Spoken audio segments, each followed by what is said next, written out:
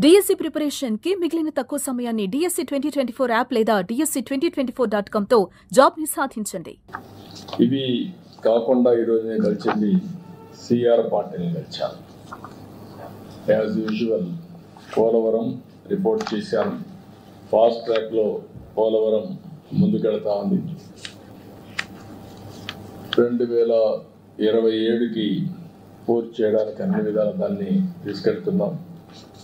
వీలైతే 2027 మార్చికే చేయాలని కూడా ఒక ఆలోచన చేస్తున్నాం.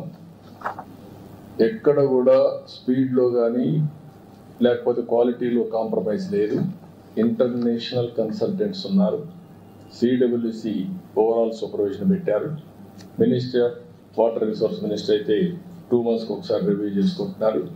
అల్టిమేట్గా ఎక్కడ రాజీ పడకుండా క్వాలిటీ కింద ముందుకు పోతున్నాం.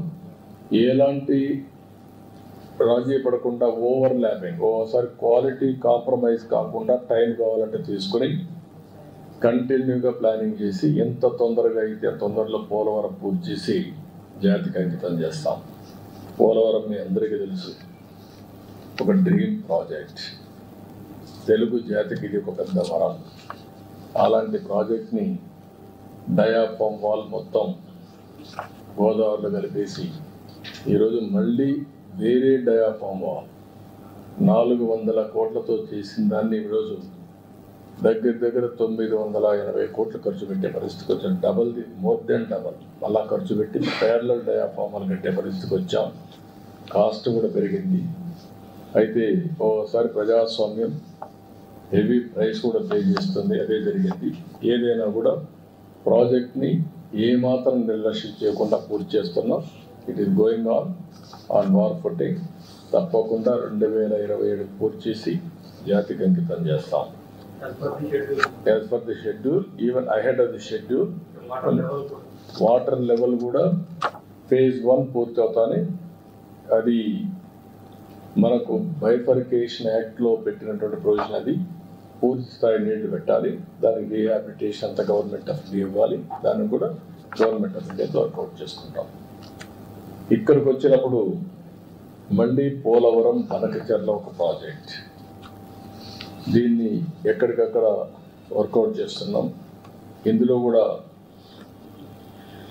ఎందుకంటే గవర్నమెంట్ ఆఫ్ ఇండియా మొత్తం చేయమంటే అన్ని రాష్ట్రాలు ఉన్నాయి కాబట్టి చేస్తారని వాళ్ళు ఒకరే చేయలేదు.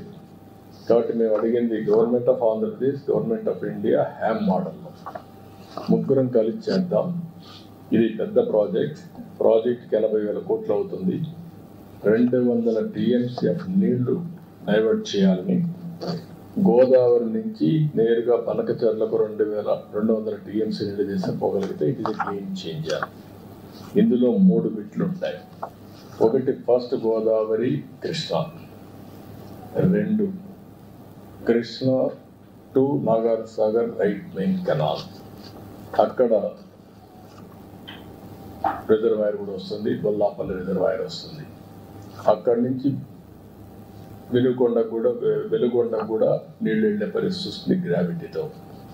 థర్డ్ బిట్ గొల్లాపల్లి నుంచి Nagarjuna Sagar right main canal నుంచి Banakacherla. That is the gateway. అక్కడికి వెళ్తే ఆల్ రిజర్వాయర్స్కి, ఆల్ కెనాల్స్కి మనం కనెక్ట్ చేసే పరిస్థితి వస్తుంది. ఇన్క్లూడింగ్ సోమశిల, కందలేర్ అండ్ తిరుపతి బాలాజీ సాగర్ కూడా వచ్చే పరిస్థితి, రిజర్వాయర్కి వచ్చే పరిస్థితి వస్తుంది. ఇది మొత్తం కలిసి దగ్గర 80,000 కోట్ల రూపాయలు అవుతుంది. దీనివల్ల గాలేరు నగరికి, హంద్రి నివాకి, తెలుగు గంగకి, వెలుగొండకి అన్నిటికీ ఆల్మోస్ట్ అన్నిటికీ ఇచ్చే పరిస్థితి వస్తుంది. దీన్ని తొందరలోనే 1 month లోపల